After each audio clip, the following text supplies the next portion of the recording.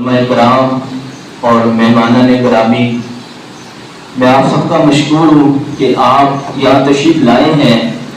اور المصطفیٰ welfare society کے programme کو آپ نے رونق بخشی ہے۔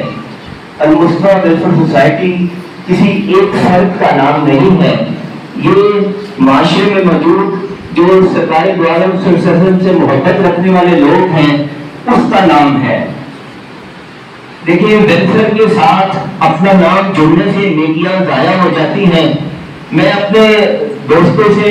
بڑے بہادر طریقے سے یہ گزارش کروں گا، اصل ثانی صاحب ہمارے بزرگ ہیں، اگر میں آپ کا بتانے چلوں تو آپ نے یہاں سینٹر کے لیے ماشاءاللہ کروڑ سے زیادہ کی زمین خریدی ہے اور سینٹر بنایا ہے۔ تو بات یہ ہے کہ ذکر کرنے سے نیکیاں ضائع ہو جاتی ہیں، لیکن بعض دوست کہا کرتے ہیں کہ دوسرے لوگوں کی اصلاح کے لیے اس کا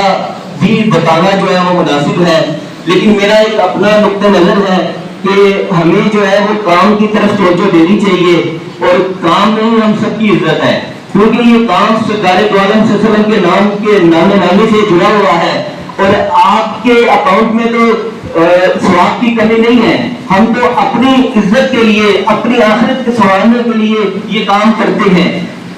اور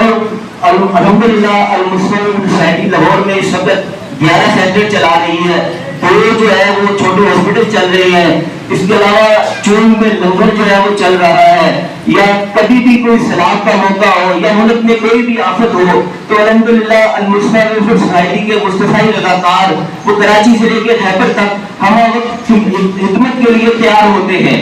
اور یہ میں سمجھتا ہوں کہ حضور صلی اللہ علیہ وسلم کی محبت جس شخص کے اندر بھی موجود ہے وہ مصطفی رضاکار ہے۔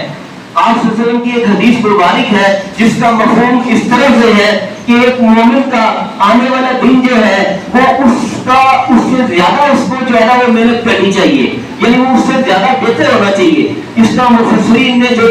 تفسیر بیان کی ہے کہ وہ اس کا مطلب یہ ہے کہ اگر ایک مومن آج کے دن جتنی عبادت کرتا ہے یا جتنی مزدوری کرتا ہے تو اس کو وہ کل آنے والے دن میں زیادہ محنت کرنی ہے، اس نے زیادہ محنت کرنی ہے، یہ ایک مومن کی نشانی ہے۔ تو آپ صلی اللہ علیہ وسلم ہمیں یہ درس دے رہے ہیں کہ بھائی آپ نے سست نہیں پڑھنا، آپ نے کاہل نہیں پڑھنا، آپ نے جو ہے وہ عبادت بھی زیادہ کرنی ہے آنے والے دن۔